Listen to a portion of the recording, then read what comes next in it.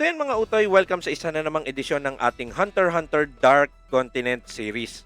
Dito sa video na to, pag-uusapan natin ang aking 7 konklusyon o teorya patungkol kay Don Freaks. Layunin ko dito na kilitiin ang inyong imagination at sigurado naman na may sense ang mga sasabihin natin dito. Paalala lang ha, teorya lang to.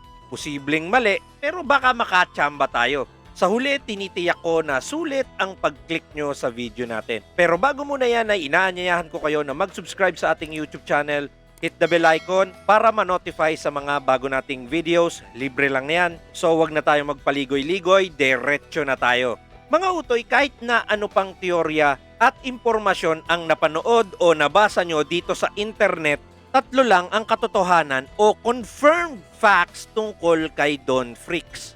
Fact number 1, ang mga record o mga tala patungkol kay Don Freaks ay naisulat 300 taon na ang nakalilipas. Fact number 2, si Don Freaks lang ang kaisa-isang lalaki na nakapaglibot at nagalugad ang buong gilid ng Mobius Lake. Ang mga hangganan ng known world, siya lang nakapaglibot dyan.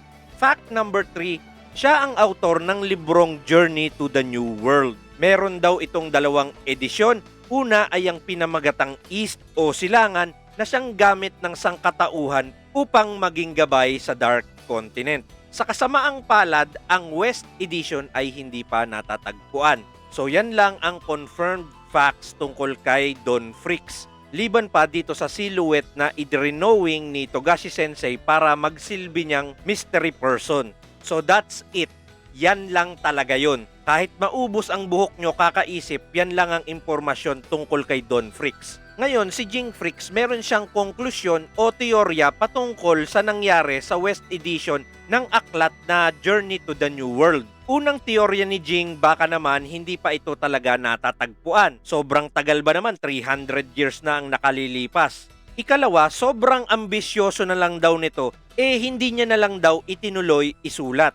At ang number 3, hindi pa tapos isulat ni Don Freaks ang libro at buhay pa nga ito. So yan ang teorya ni Jing. So sa tingin nyo, sa 3 na yan, ano ang pinakamagandang teorya? So para sa akin, yung pinaka-exciting, ang number 3. Buhay pa si Don Freaks. At dito ngayon iikot ang 7 teorya natin. O, ready na ba kayo? Game! Dahil buhay si Don Freaks, ang una nating teorya ay isa siyang scientist. Para sa akin, obvious to Ang salitang journal, madalas ginagamit yan sa mga pag-aaral at siyensya. Kung pupunta ka ng Dark Continent, marami doong mga kakaibang hayop, mga mineral, halaman, at iba pang mga phenomenon na doon lang nag-i-exist. Kung history ang inuungkat mo, dapat mga archaeologists ang dala mo. Pero ang mga nakasulat sa journal ay mga bagay-bagay at nilalang na matatagpuan sa Dark Continent. So for obvious reasons, siya ay isang scientist. Research ang ginagawa niya sa totoo lang. Ikalawang teorya, Freaks ang apelyido niya kaya may kinalaman siya kay Jing at saka kay Gon. Sana napanood nyo yung nakaraan nating video about sa katapusan ng Hunter x Hunter. Nasabi ko doon na ang mga Freaks ay dugong hunter. Natural sa mga Freaks ang makapagpaamo ng hayop, makabasa ng mga panahon, makaisip ng mga kakaibang paraan, malakas ang kanilang mga pang-amoy pati pandinig, hindi sila nalilinlang ng mga pagkapare-pareho, hindi sila kayang linlangin kahit pa mga kambal, mataas ang instincts nila bilang hunter. Naalala nyo ba kung papaano nakuha ni Gon yung number pin ni Hisoka? Hindi siya na-detect ni Hisoka, nakapagtago siya ng maayos. So yung mga ganitong kakayahan, talagang kailangan yan sa paglalakbay sa Dark Continent. Hindi purkit may nen ka ay tatagal ka dyan. Kailangan mo ng iba pang skill set para ka makasurvive. Theory number 3. Si Don Freaks ay nabubuhay sa isang safe zone. Okay, tanong ko sa inyo mga utoy, paano kayo makakapagsulat ng libro kung araw-araw nanganganib ang buhay nyo? So, syempre, imposible yun, di ba? Gaano man kapanganib ang Dark Continent, merong diyang lugar kung saan safe na pwede kang matulog, magluto ng pagkain, at mamuhay bilang normal na tao.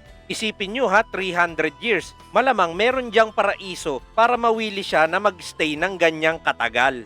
Number 4, si Don Freaks ay may kakayahan mag-travel ng matiwasay sa Dark Continent nang hindi naaabala. Marami ka naman talagang paraan kung paano ka makakapaglakbay. Malay nyo, ang nen ability ni Don Fricks ay parang kay Noob. Ang safe nun, di ba? Pabukas-bukas ka lang ng pinto. O kaya naman, nakakalipad siya. Parehas doon sa mga barahang nagagamit sa Grid Island. O kaya naman, nakasakay siya sa isang malaking hayop.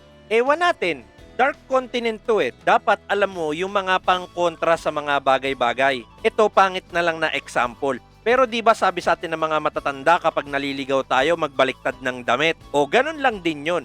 Merong ginagawa si Don Fricks para makapaglakbay ng matiwasay. Next theory number 5, siya po ay may mga kaibigan sa loob ng Dark Continent. No man is an island. Kung scientist ka, kailangan mo ng assistant. Kung nagsusulat ka, kailangan mo ng papel. Sino gagawa niyan? Probably si Don Fricks ay nabubuhay sa isang village. Kagaya niya, marami ding doon na nabubuhay ng matagal na. Meron din ditong mga rules at sistema na kailangan sundin. Alam nyo, si Togashi Sensei, mahilig yan sa mga rules. Mga bagay to na napupulot niya sa RPG, gaya ng mga save point, mga NPC. Di ba sa mga RPG minsan, pag naglalakad ka, may encounter kang monster? Ganon din ang Dark Continent. Kailangan kaibiganin mo yung mga NPC para malaman mo yung mga safe na lugar. Pang-anim na theory, inabot din si Don Fricks ng daang taon bago matapos ang unang libro. Ito parang self-explanatory, di ba?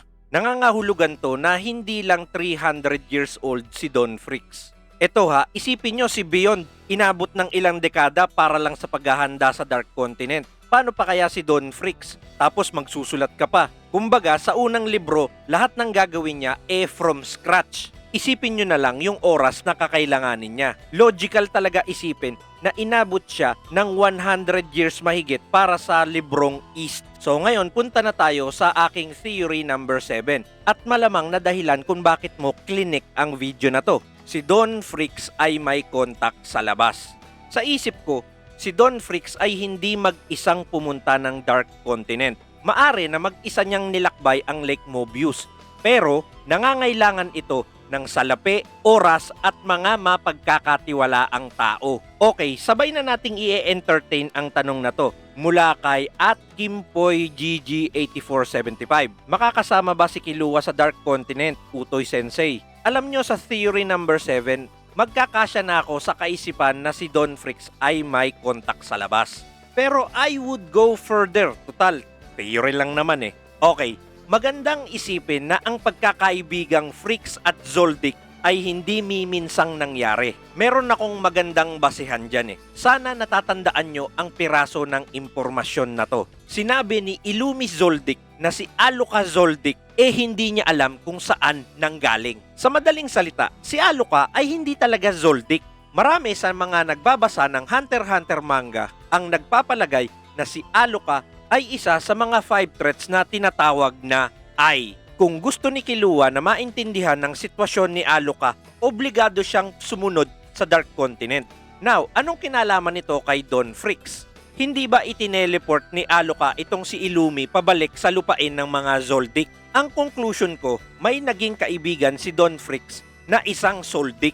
Yan ang isa sa mga kontak niya sa labas. Maaring hindi ito si Maha, pati si Zig. Maaring isang legendary din na Zoldyck at marahil naiisip niya ang taong yon habang pinag-e-eksperimentuhan ang species na kung tawagin na I. Kunwari, ang sitwasyon ganito, hawak-hawak ni Don Fricks itong si Aloka. Tapos, humiling siya, sana pasayahin mo yung tropa ko na Zoldyck. Hindi niya naman alam kung ano gagawin niya, kaya boom, napunta siya sa lupain ng mga Zoldyck. And the rest is history. Anong masasabi niyo mga utoy? May logic naman, di ba? Comment kayo sa baba para malaman ko mga opinion nyo kasi binabasa ko talaga lahat yan. Nag-heart talaga ako ng mga comments 24 hours pagkatapos kong i-publish ang video. Para naman sa susunod nating topic, gusto kong linawin sa inyo ang mechanics ng Dark Continent. Ano ba yung history ng paglalakbay dyan at ano yung mga kayamanan na pwedeng matagpuan. Kasi nga daw, kapag ka na-explore mo ang Dark Continent at naibalik mo yung mga kayamanan dyan, ay posibleng mag-advance ang buong sangkatauhan. Kung pamilyar kayo sa SWOT analysis, ang tatalakayin natin ay ang kabaliktaran ng threats o yung opportunities.